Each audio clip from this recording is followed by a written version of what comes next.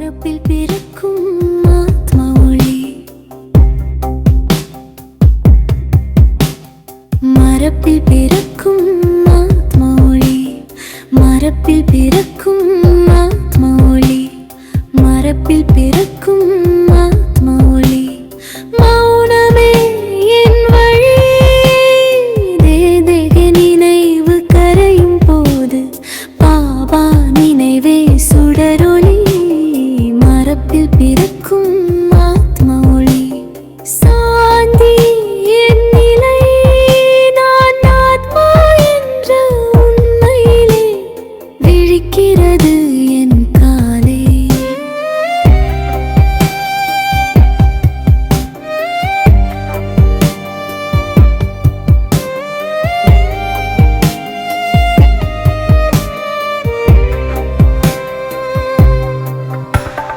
பழைய நினைவுகள் பனி போல் கரையுது, சுமந்த பாரங்கள் இன்றோ விலகுது.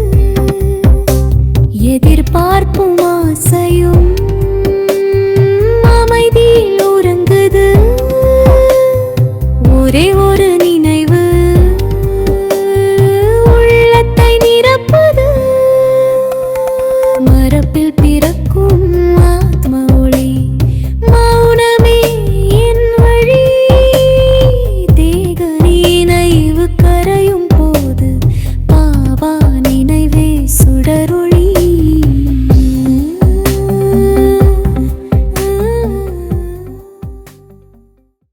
ஓம் சாந்தி. உங்களுடைய அன்பு என்னை உலகத்திலேயே உச்சத்துக்கு கொண்டு போயிடுச்சு. ஒரு ஒண்டர்ஃபுல்லான கவிதை, உலக உச்சியில் நான் அப்படின்ற தலைப்பில், எனக்குள் ஒரு ஒளி, இனிய ஒளி மெல்ல மெல்ல பரவி வருகிறது. கண் திறந்தால் போதும் பார்க்கும் ஒவ்வொன்றிலும் ஒரு தெய்வீக அதிசயம். வானம் சுத்தம், சூரியன் கண்களில் நகைக்கிறான். இது கனவாக இருந்தாலும் என் மனம் அதை மறுக்கவில்லை. நான் கனவு கண்ட உலகம் இப்போது என் முன் நிற்கிறது. அதன் காரணம் ஒன்றே, நீ இங்கே இருப்பதே அதன் காரணம். நான் கண்ட சொர்க்கத்தின் அருகிலான ரூபம் நீயேதான். நான் உலகத்தின் உச்சியில் நிற்கிறேன், படைப்பை மேலிருந்து பார்க்கிறேன். இதற்கான விளக்கம் தேடினால் அது அன்பே. நீ வந்த பிறகு என் உள்ளம் கண்ட அன்பே ஆகும். உலகம் எப்படி இருக்க வேண்டும் என்று நான் நினைத்தேனோ அவையெல்லாம் இப்பொழுது எனக்காக நிஜமாகி வருகின்றன. அதற்கு காரணம் தெளிவாக தெரிகிறது, நீ இங்கே இருப்பதால் தான். நான் கண்ட சொர்க்கத்திற்கு அருகிலான ஒன்று நீ மட்டுமே. நான் உலகத்தின் உச்சியில் இருப்பது போல் உணர்கிறேன். படைத்த உலகத்தை மேலிருந்து பார்த்து கொண்டிருக்கின்றேன். அதற்கான ஒரே விளக்கம், நீ வந்ததிலிருந்து நான் கண்ட அந்த அன்புதான். உன் அன்பே என்னை உலகத்தின் உச்சிக்கு கொண்டு செல்கிறது. காற்றே என் பெயரை அழைத்து சொல்வது போல எல்லாம் மாறிவிட்டதாக மெல்ல சொல்கிறது. இலைகளின் அசைவும் காற்றின் தொடுதலும் என்னை அமைதியில் நனைக்கிறது. என் மனதில் ஒரு வேண்டுதல் மட்டும், இந்த நாள் முடிந்தாலும் நாளையும் இன்று போலவே நீயும் நானும் ஒன்றாய். நீ அருகில் இருந்தால் எனக்கு எதுவும் குறையில்லை. மீண்டும் நான் ஒரு உலக உச்சியில் படைப்பை பார்த்தபடி என்னை அங்கே நிறுத்தியது உன் அன்பே. அந்த அன்புதான் என் சொர்க்கமாகும். காற்றே என் பெயர் அழைத்து சொல்வது போல எல்லாம் மாறிவிட்டதாக மெல்ல சொல்கிறது. இலைகளின் அசைவும் காற்றின் தொடுதலும் என்னை அமைதியில் நனைக்கிறது. என் மனதில் ஒரு வேண்டுதல் மட்டும், இந்த நாள் முடிந்தாலும் நாளையும் இன்று போலவே நீயும் நானும் ஒன்றாய். நீ அருகில் இருந்தால் எனக்கு எதுவும் குறையில்லை. என் மனதில் ஒரே ஒரு ஆசைதான், இந்த நாள் முடிந்த பிறகும் நாளை கூட இன்று போலவே நீயும் நானும் சேர்ந்து இருக்க வேண்டும். நீ அருகில் இருந்தால் எனக்கு தேவையான எல்லாம் கிடைத்து விடுகின்றது. மீண்டும் நான் உலகத்தின் உச்சியில் இருக்கிறேன். படைத்த உலகத்தை பார்த்து கொண்டிருக்கின்றேன். இதற்கான காரணம் ஒன்றே, நீ வந்ததிலிருந்து நான் கண்ட அந்த அன்பு. உன் அன்பே என்னை உலகத்தின் உச்சிக்கு கொண்டு வைத்து விட்டது.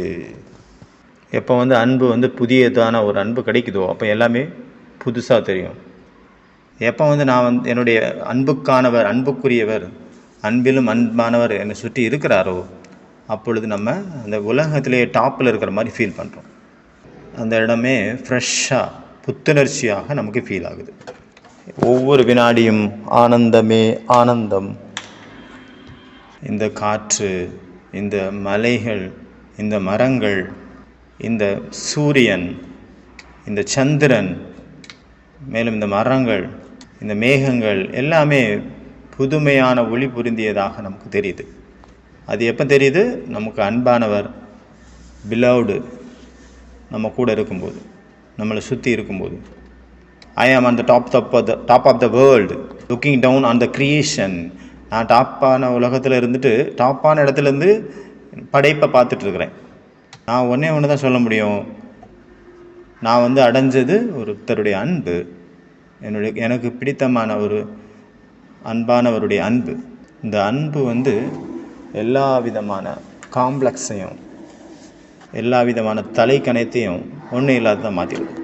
எல்லாம் தெரியும் அப்படிங்கிற அகங்காரத்தை உடைச்சிருது. மெய் மறந்த நிலை அப்படிங்கிற ஒண்டர்ஃபுல்லான பட்டியினுடைய 16 நாள் பட்டியினுடைய 5வது நாள், தி கிரேட் அன்லேர்னிங் அப்படின்ற இங்கிலீஷில் பட்டி. இன்றைய சூத்திரம், இன்றைய பாயிண்ட் என்ன அப்படின்னா, இன்றைய அன்லேர்னிங், தி கிரேட் அன்லேர்னிங்கோட இன்றைய சூத்திரம் ஃப்ரம் நாலேஜ் டு இன்னசென்ஸ். இதுதான் நம்மளுடைய இன்றைய பாயிண்ட்ஸு.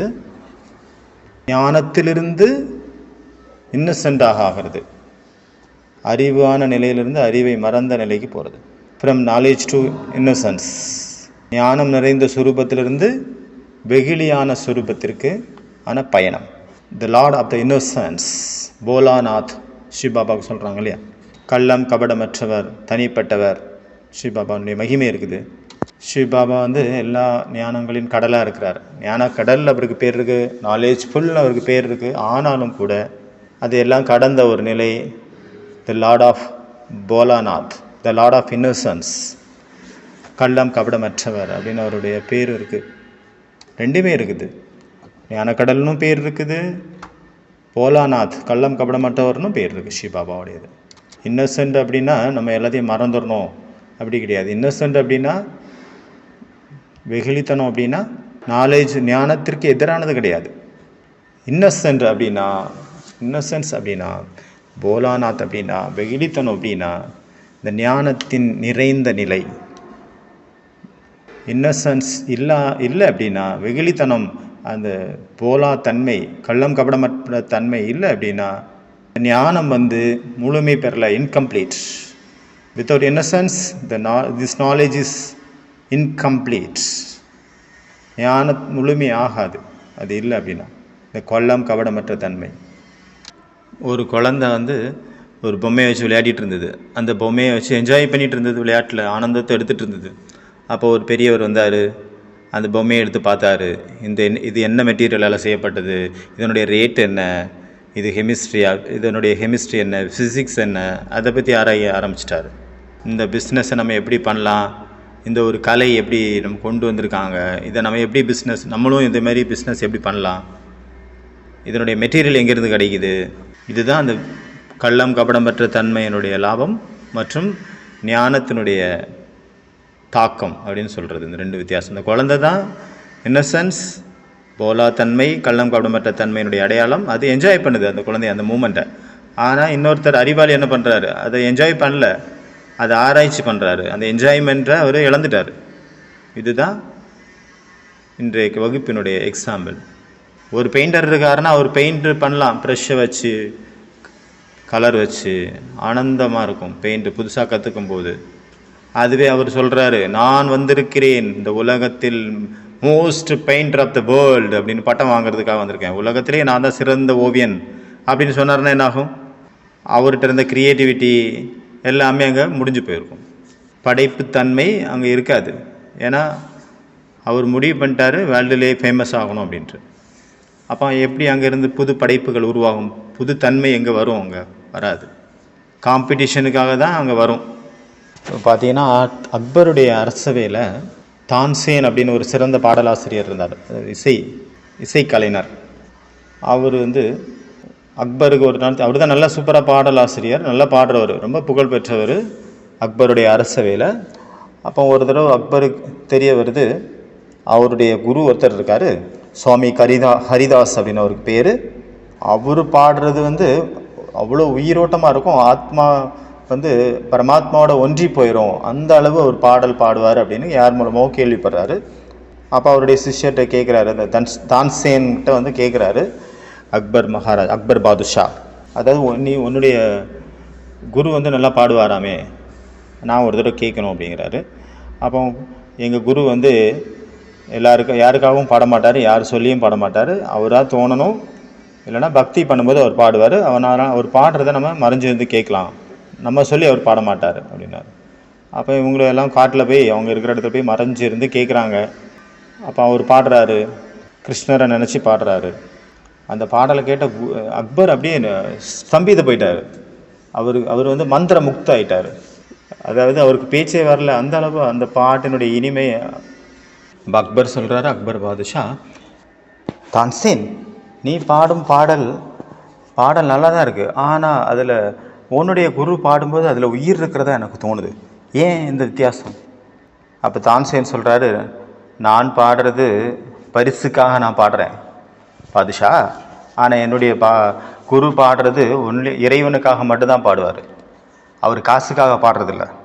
தான்சேன் என்ன சொன்னார் பார்த்தீங்கன்னா, நான் பாடுறேன் அப்படின்னா கேட்குறவங்களுக்காக பாடுறேன், இதை கிடைக்கும்னு எதிர்பார்த்து பாடுறேன். ஆனால் என்னுடைய குரு ஹரிதாஸ் பாடுறார் அப்படின்னா அவரை கேட்டுட்ருக்கிறவருக்காக பாடிட்டுருக்காரு, இறைவனுக்காக மட்டும்தான் பாடிட்டுருக்கிறார். அதனால தான் அதில் உயிர் இருக்குது. இதில் அந்த குரு தான் அந்த இன்னசென்சி, எல்லாமே தெரியும், நாலேஜ் ஃபுல்லு, ஆனாலும் அந்த இன்னசென்ஸ், அந்த கள்ளம் கபடமற்ற தன்மை, வெகுளித்தனம். எப்போ அந்த நிமிடம் சொன்னாரோ, நான் வேர்ல்டு ஃபேமஸ் ஆகக்கூடிய பெயிண்டர் ஆகணும் அப்படின்னு சொன்னாவே போச்சு, அங்கே கிரியேட்டிவிட்டி முடிஞ்சு கதை. கிரியேட்டிவிட்டி அங்கே வராது, கிடையாது, இல்லாமல் போயிடுது. இப்போ நீங்கள் சொல்கிறீங்க நான் வந்து சிறந்த ஒரு பாடகன் ஆகணும், இல்லைன்னா ஒரு இசைக்கலைஞன் ஆகணும் அப்படின்னு சொல்கிறீங்கன்னா, உங்களுடைய கிரியேட்டிவிட்டி, உங்களுடைய இந்த படைப்பாற்றலானது துவங்குது. அப்போ தான் புது திறன்கள் நமக்குள்ளேருந்து உற்பத்தி ஆகுது, புது சிந்தனைகள் நமக்குள்ளே முளைக்க ஆரம்பிக்குது. ஆனால் எந்த நேரத்தில் நீங்கள் இப்படி சொல்கிறீங்க, நான் இந்த உலகத்திலேயே டாப் மோஸ்ட் மியூசிக் டைரக்டர் ஆகணும், இசைக்கலைஞன் ஆகணும் அப்படின்னு சொன்னீங்களோ, எப்போ சொல்கிறீங்களோ, நோ கிரீட் இஸ் கம், ஆசை வந்துருச்சு, பேராசை வந்துருச்சு. இப்போ நம்மளுடைய சிந்தனைகள், நம்மளுடைய மூட் ஆகட்டும், நம்மளுடைய வரக்கூடிய திறன்கள் ஆகட்டும், எல்லாமே நம்மளுடைய மனம், நம்மளுடைய எல்லா எனர்ஜியுமே அது மியூசிக்கை சார்ந்ததாக இருக்காது, ஒரு கலையாக இருக்காது. ஃபேமஸ் ஆகிறது சிந்தனையில் தான் இருக்கும், அதில் தான் ஈடுபட ஆரம்பிக்கும். ஃபேமஸ் ஆகணும், அங்கே ஒரு கலை நயமோ ஒரு படைப்பாற்றலோ அங்கே இல்லாமல் போயிடும். வேர் வென்எவர் ஆர்ட். அப்போ எப்போ மிக்ஸ் ஆகுதோ, அந்த எப்போ ஒரு கலையில் ஃபேமஸ் ஆகணும் அப்படிங்கிற எண்ணம் எப்போ மிக்ஸ் ஆகுதோ, பேர், புகழ், வருமானம், பதவி, பட்டம், பெருமை, பணம், அந்த கலையினுடைய அழகானது ஸ்க்ராட்ச் ஆக ஆரம்பிச்சிருது, ஸ்க்ராச்சஸ் வந்துடுது. அதில் இந்த பேர், புகழ், பணம், அது சார்ந்த ஒரு வாழ்க்கையை நம்ம ஒரு செயலில் ஈடுபடும் போது இன்னசென்ஸ், அதாவது கள்ளம் கபடமற்ற தன்மை, அந்த வெகுளித்தனம் அப்படின்னா இப்படி சொல்ல முடியாது, நம்மளுடைய ஸ்கில்ஸை, திறமைகளை கம்மி பண்ணிடும் அப்படின்னு கிடையாது. கள்ளம் கபடமற்ற தன்மை, இன்னசென்ஸ் அப்படிங்கிறது ஸ்கில்லை சார்ந்தது அல்ல, திறமைகளுக்கு எதிரானது கிடையாது. கள்ளம் கபடமற்ற தன்மைங்கிறது நம்மளுடைய ஸ்பெஷாலிட்டிக்கு விரோதமானதுன்னு கிடையாது, சொல்ல முடியாது. சிறந்ததிலிருந்து கம்மியானது அப்படின்னு கிடையாது, ஆனால் அது ரொம்ப டிஃப்ரெண்ட்டானது. ஒரு ஞானம் நிறைஞ்சவர் என்ன ஃபீல் பண்ணுறாரு, என்கிட்ட நிறைய ஞானம் இருக்குது, எனக்கு எல்லாமே தெரியும் அப்படின்னு நினைக்கிறாரு. அதுவே புதுசாக ஒருத்தர் வர்றார் அப்படின்னா எல்லாமே புதுமையாக இருக்குது அவருக்கு. இந்த ஒரு குழந்தை பூச்செடிகிட்ட இருந்து விளையாடிட்டு இருந்தது. அப்போ அவங்க ஒரு தாத்தா வந்தார், அவர் பார்த்தாரு, இது என்ன வகையான பூ அப்படின்ட்டு. உடனே அந்த குழந்தை ஒரு பூவை பிச்சு, தாத்தா இந்தாங்க பூ உங்களுக்கு வெல்கம் அப்படின்னு கொடுத்தது. அப்போ அவர் வாங்கி பார்க்குறாரு, இது என்ன வகையான பூ, இதில் நறுமணம் இருக்கா, இது வாசம், இது அழகாக இருக்கா, என்ன பேர், எல்லாம் ஆராய்ச்சி பண்ண ஆரம்பிச்சிட்டாரு. கேட்குறாரு, அவருக்கு புரியலை, இது என்ன வகையான பூ குழந்தை அப்படின்னு கேட்குறாரு. அது எனக்கு தெரியாது தாத்தா, ரொம்ப அழகாக இருக்குது அப்படின்னு சொல்லிச்சு அந்த குழந்தை. பார்க்குறதுக்கு அழகாக இருக்குது, ஸ்மெல் நல்லா இருக்குது. அப்போ அந்த தாத்தா சாந்தமாயிட்டார், மௌனமாயிட்டார். இன்னசென்ஸ், வெகுளித்தனம் அல்லது கள்ளம் கபடமற்ற தன்மை அப்படின்னா இன்னர் சீக்ரெட் ஸ்பேஸ், அதுதான் அர்த்தம். அது உள்ளத்தின் ரகசியமான இடம், எங்கு மாசுபடாத நிலை, களங்கமில்லாத, தீண்டப்படாத, கலப்படமில்லாத, பாதிக்கப்படாத தூய்மையான இடம் இருக்குதோ அதுதான் the secret place, secret space. நிர்மலமான, வெளியிலேருந்து வரக்கூடிய தாக்கங்களாகட்டும், எண்ணங்கள், பயங்கள், பழக்கங்கள் எதனாலும் பாதிக்கப்படாத உள்ளத்தின் தூய்மையான நிலை. கருத்துக்களால் களங்கமடையாது, அனுபவங்களால் சுமையாகாது, உலகத்தினுடைய சத்தங்களால் அது கலங்காது. அதுதான் இன்னர் சீக்ரெட் ஸ்பேஸ், உள்ளத்தின் நிர்மலமான தன்மை, களங்கமற்ற தன்மை. அதனுடைய அழகானது ஒரு பொழுதும் களங்கமாகாது. அது ஞானமானது சுமையை கொடுக்குது, சுமையாக இருக்குது அப்படின்னா, அந்த வெகுளித்தனமானது லேசான உணர்வை கொடுக்குது, அவ்வளோதான். ஞானமானது டெக்னிக்கலானது, புத்திசாலித்தனமானது, தந்திரங்கள் புரிவது. இன்னசென்ஸ்னால் என்ன அர்த்தம்? எந்த ஒரு ப்ரிப்ரேஷனும் அதுக்கு கிடையாது, எந்த ஒரு முன்னேற்பாடும் கிடையாது.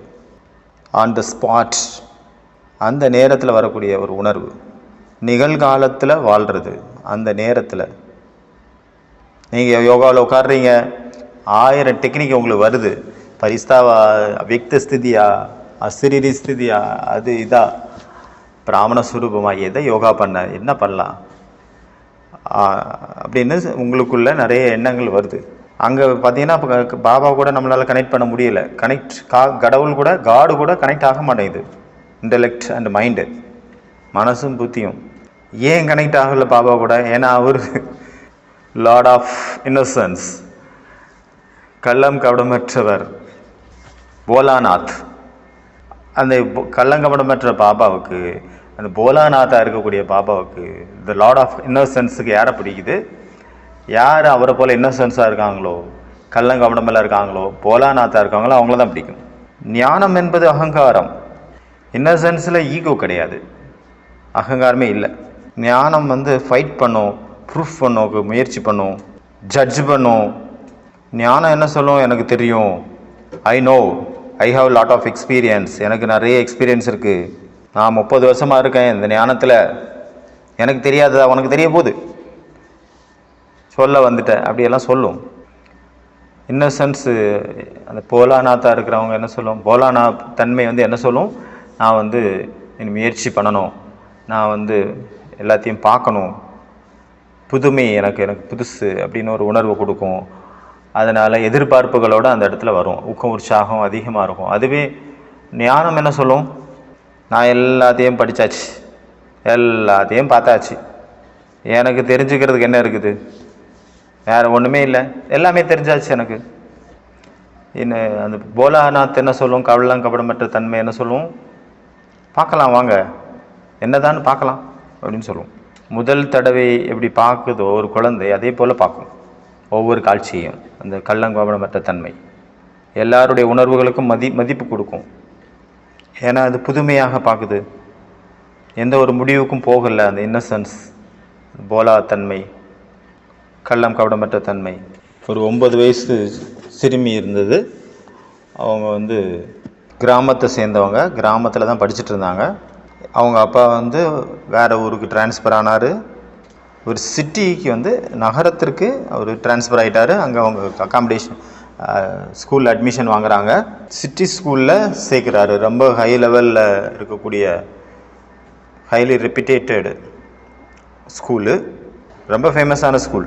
முதல் நாள் ஸ்கூலுக்கு போகிறாங்க. ஏன்னா அவங்க கிராமத்தை சேர்ந்த சிறுமி, கிராமத்துலேருந்து வந்தவங்க. ஃபஸ்ட்டு டே ஸ்கூலுக்கு வந்தாச்சு. ஸ்கூல் 1 மாதத்துக்கு முன்னாடி ஓப்பன் ஆகிடுச்சு. டீச்சர் வராங்க. டீச்சர் வந்தோன்னே சொல்கிறாங்க, இன்றைக்கி நீ உங்களுக்கு சர்ப்ரைஸான ஒரு டெஸ்ட் வைக்கிறேன் அப்படின்னு சொல்கிறாங்க. அவங்க எழுதிட்டாங்க போர்டில், 7 வண்டர்ஸ் ஆஃப் த வேர்ல்டு, 7 உலக அதிசயங்கள். எல்லாருமே எக்ஸைட்மெண்ட் ஆகிட்டாங்க, எல்லா குழந்தைங்களும். ஆனால் அந்த குழந்தை லேட்டாக, 1 மாதம் லேட்டாக வந்திருக்கு இல்லையா? 7 உலக அதிசயங்கள் எழுத சொல்லியாச்சா? அப்போ எல்லாருமே சப்மிட் பண்ணிட்டாங்க அவங்களுடைய பேப்பர்ஸை. அதாவது சீனாவின் பெருஞ்சுவர், தாஜ்மஹால், தொங்கும் தோட்டம், பாபிலோனியாவில் இருக்கக்கூடிய தொங்கும் தோட்டம், பிரமிடு, அதாவது பழைய 7 உலக அதிசயங்கள், அப்புறம் மாற்றப்பட்டது, அப்புறம் லேட்டஸ்ட்டாக என்னெல்லாம் உலக அதிசயங்கள் 7 இருக்குது, அதெல்லாம் நல்லா கிளியராக எல்லோரும் எழுதிட்டாங்க. இந்த சின்ன பொண்ணுக்கு ஒன்றுமே புரியல, என்ன எழுதுறதுன்னு தெரில. டீச்சர் சொல்லிட்டாங்க முடிஞ்சு போச்சு டைம். அப்போ அந்த குழந்தை பார்க்குது டைம் முடிய போகுதுன்னு சொன்னதுனால ஏதாவது எழுதலாம் அப்படின்ட்டு சொன்னால் ஏதோ எழுதுது அந்த குழந்தை. அந்த டீச்சர் அதை வாங்கி படிக்கிறாங்க. படித்த உடனே டீச்சர் ஷாக் ஆகிட்டாங்க. அந்த சிறுமி எழுதியிருந்தது 7 உலக அதிசயங்கள் அப்படின்னு. ஃபஸ்ட்டு பார்த்தல், 2வது கேட்டல், 3வது சுவைத்தல், 4வது தொடுதல், 5வது நுகர்தல், ஸ்மெல் பார்க்குறது, 5வது அன்பு, 6வது தான் அந்த அன்பு, 7வது வந்து அறிந்து கொள்ளுதல். இதுதான் 7 அதிசயங்கள் அப்படின்னு அந்த குழந்தை எழுதி கொடுத்துருந்தது. எப்படி நீங்கள் ஃபீல் பண்ணுறீங்க, எப்படி நீங்கள் டச் பண்ணுறீங்க, எப்படி நீங்கள் ஸ்மெல் பண்ணுறீங்க, எப்படி நீங்கள் டேஸ்ட் பண்ணுறீங்க, எப்படி கேட்குறீங்க, எப்படி நீங்கள் லவ் பண்ணுறீங்க, அன்பு. இதுதான் உலகத்திலேயே கிரேட்டஸ்டான வண்டர் ஆஃப் த வேர்ல்டு அப்படின்னு சொல்கிறாங்க. அந்த குழந்தை அப்படி எழுதியிருக்கு. தெரிஞ்சுக்கொள்வது, தொடுறது, ஸ்மெல் பண்ணுறது, சுவைக்கிறது, டேஸ்ட் பண்ணுறது, பார்க்குறது, கேட்குறது. எல்லாருமே குழந்தைங்களை லைக்ஸ் பண்ணுறாங்க. எல்லாருக்கும் குழந்தைங்களை பிடிக்குது. ஏன்னா அவங்க எல்லாத்துலேருந்து தான் ஃப்ரீயாக இருக்காங்க. அவங்க இன்னசென்ட்டாக இருக்காங்க. அதனால் அவங்க அது திட்டம் வகுக்கிறதாகட்டும், சகுனி போல் சதி செய்வதாக இருக்கட்டும், இல்லைனா சாணக்கியர் போல தந்திரம் வாய்ந்தவராக இருக்கட்டும், இதில் எல்லாத்துலேருந்தும் விடுபட்டுருக்காங்க. இது எதுவுமே இல்லை அவங்கள்ட்ட. இந்த சொசைட்டிங்கிறது இப்படி ஸ்கூல் வந்து ஸ்டார்ட் ஆகிடுச்சு. சொசைட்டிங்கிறது அந்த ஸ்கூல் டீச்சர்ஸ், சொசைட்டி தான் கற்றுக் கொடுக்குது. நீ இன்னாள் அப்படின்னு. இந்த இன்னசென்ட்டான மனசு அப்படின்னா அகிம்சை நிறைந்தது, அகிம்சை தன்மை உடையது. ஒரு கோவிலில் ஒரு பண்டிதர் இருந்தார். அந்த பண்டிதர் வந்து பூஜை பண்ணிகிட்டு இருக்கும்போது சமையல் சுவாமிக்கு வந்து முன்னாடி பழம்லாம் வச்சுருப்பாங்க. அப்போ அங்கே ஒரு சிறுவன் வராரு, ஒரு சின்ன பையன் வராப்பில். அவருக்கு ரொம்ப பசி. சுவாமிகள்கிட்ட கேட்குறாரு. அவர் சொல்கிறார், நெய்வேத்தியம் வச்ச பிறதாண்டா தருவேன் அப்படின்றாரு. அப்போது அந்த பையன் பார்க்குறாரு, சாமிக்கு பக்கத்தில் முன்னாடி பழம் இருக்குது, 6 பழம் இருக்குது. ஓடி போய் சுவாமிஜி அந்த பூஜைக்காக போகிற நேரத்தில் எடுத்து சாப்பிட்றாரு. 2 பழம் சாப்பிட்டு 3வது பழம் சாப்பிட கடிக்கும் போது அவர் பார்த்துடுறாரு. பார்த்து, என்னடா அம்பி, சுவாமிக்கு வச்ச பழத்தை எடுத்துட்ட, இது தப்பு, இதுக்கு தப்பு, மகாபெரும் தப்பு, கடவுள் ஒன்று விடமாட்டா, சோதிப்பார் அப்படி இப்படின்னு சொன்னோன்னா, ஐயா சாமி தெரியாமல் பண்ணிட்டேன், மன்னிச்சிங்க, ஏதாவது தண்டனை இருந்தால் கொடுங்க. அப்படியா? நீ வந்து அப்போது அந்த பையன் என்ன சொல்லுவார், 3 வந்து சுவாமிக்கு தூக்கி போட்டுருவார் பழத்தை. 3 தான் சாப்பிடுவார். முதல்ல எடுத்தோடனே ஆளுக்கு பாதி, உனக்கு பாதி எனக்கு பாதின்னு போட்டுருவார். உடனே இவர் சொல்லுவார், நீ வந்து 6 தடவை இந்த கோவிலை வளமா அப்படிம்பார், சுற்றி வா. அப்போ 3 தடவை பார்ப்பார். 3 தடவை அந்த சின்ன பையன் தான் சுற்றி வருவாப்பில். 4வது தடவை பார்ப்பார், அந்த சுவாமியே சுற்றி வர மாதிரி அவருக்கு தெரியும்.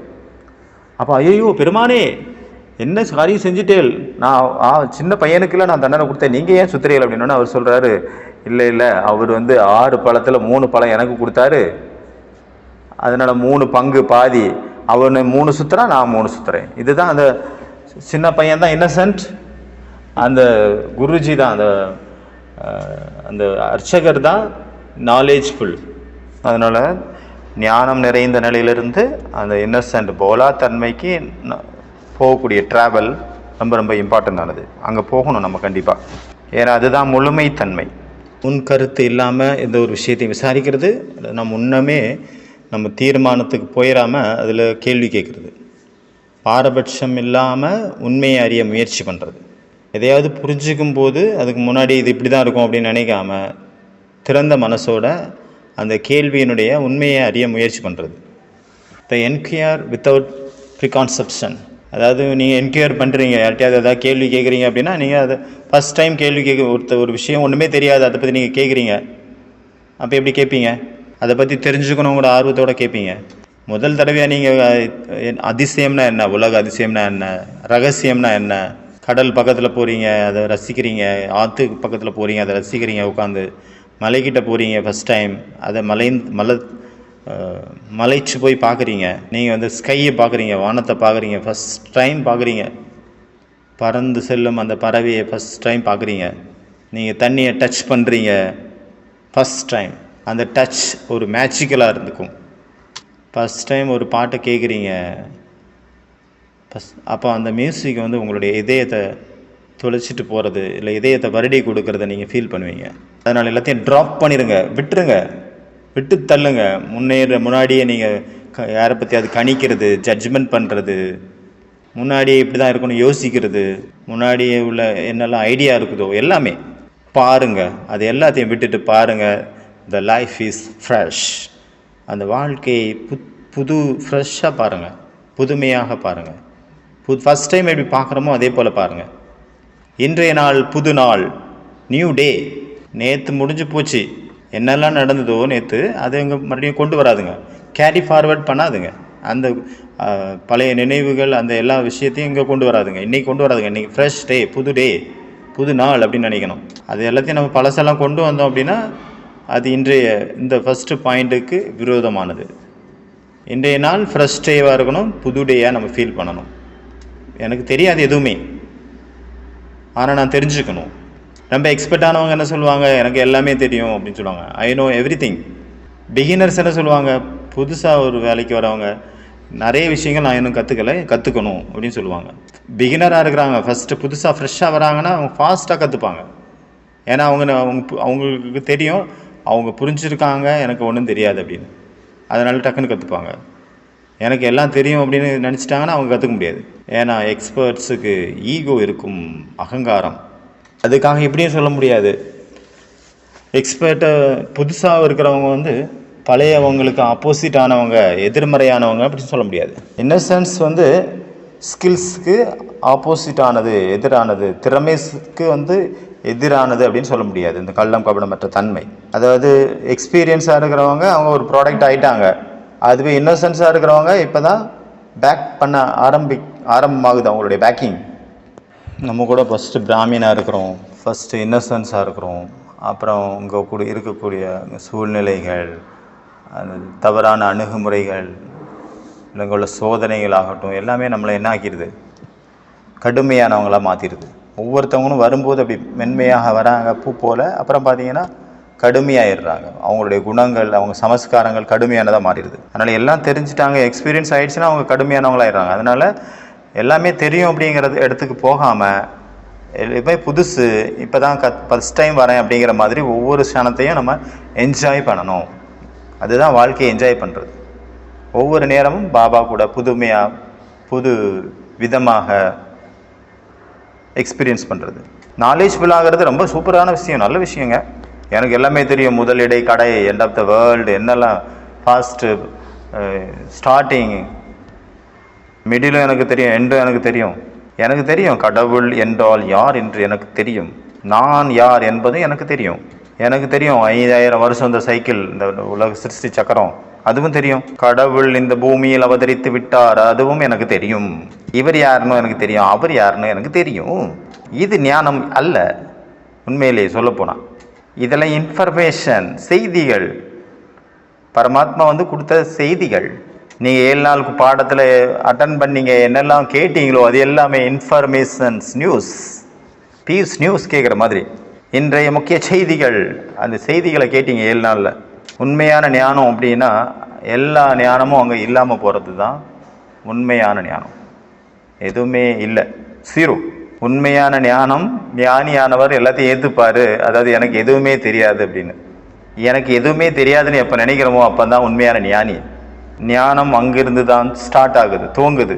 நான் இங்கே எதுக்காக வந்திருக்கிறேன், கற்றுக்கிறதுக்காக வந்திருக்கிறேன். எல்லாத்திட்ட இருந்தும், குழந்தைங்கள்டிருந்து, ஒவ்வொரு விஷயத்துலேருந்து, ஒவ்வொருத்திட்டருந்தும் நான் கற்றுக்கிறேன். இயற்கைக்கிட்டேருந்து, பெரியவங்கள்டிருந்து, எல்லாத்திட்டேருந்து புதுசாக கற்றுக்குறோம் ஒவ்வொரு விஷயமும். ஒரு சின்ன பொண்ணு பார்த்தீங்கன்னா, ஒரு சின்ன பையன், ஒரு சின்ன பொண்ணு, குட்டி பொண்ணு, அதுக்கிட்ட நிறைய ஸ்வீட்ஸ் இருந்தது. அப்போ அந்த பையன்கிட்ட கோலி குண்டு இருந்தது. அப்போ அந்த பொண்ணு குட்டி பாப்பா சொல்லுது, நீ உனக்கு உன்னுடைய இருக்க எல்லா மார்பிள்ஸும் அந்த கோலி குண்டெல்லாம் எனக்கு கொடுத்துட்டு அப்படின்னா நான் உனக்கு எல்லா ஸ்வீட்ஸையும் கொடுத்துருவேன் அப்படின்ட்டு. அப்போ அவர் அந்த குழந்தை எல்லா ஸ்வீட்டையும் கொடுத்துருது. அந்த பையன் நினைக்கிறான், நம்ம எல்லாத்தையும் கொடுத்தா நமக்கு இருக்காதே அப்படின்ட்டு கொஞ்சம் தான் கொடுக்குறாரு, மீதியை வச்சுக்கிறாரு. அப்புறம் ராத்திரி ஆகுது, அந்த குட்டி குழந்தை நல்லா சாந்தமாக தூங்கிடுச்சு. ஆனால் இந்த பையனுக்கு தூக்கம் வரல. என்னுடைய மார்பிள்ஸ் என்ன ஆகும், என்னுடைய கோலி குண்டுக்கு என்ன ஆகும்ன்ட்டு தூக்கம் வராமல் போச்சு. இதுதான் இன்னசென்ஸ் மற்றும் ஞானத்துக்கான வித்தியாசம். ஒரு சின்ன பையன் அவங்க அம்மா கிட்ட போகிறாப்புல போய் சொல்ல, அம்மா மம்மி மம்மி இங்கே இருக்கிற எல்லா பொம்மையும் மறைச்சி வச்சுருங்க, ஒழிச்சு வச்சுருங்க. ஏன் அப்படின்னு கேட்குறாங்க அம்மா.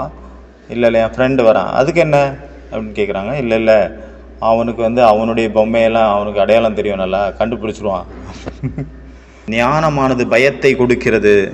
இன்னசென்ஸ் அப்படிங்கிறது பயமற்ற தன்மையை கொடுக்கின்றது. ஞானம் நிறைய விஷயங்களை மறைச்சிருவாங்க, சொல்ல மாட்டாங்க. ஆனால் இன்னசென்ஸு எதையுமே மறைக்காது, எதையுமே மறைக்க மாட்டாங்க. எல்லாமே கிளியராக இருக்கும், கிறிஸ்டல் கிளியராக இருக்கும். டு ரிட்டைன் திஸ் வண்டர், இந்த அந்த வியப்பை காத்து நிலையாக வச்சுக்கிறதுக்காக, அந்த ஆச்சரிய உணர்வை நிலைநிறுத்துறது, அதாவது அற்புத உணர்ச்சியை தக்க வைத்து கொள்வது அப்படின்னு.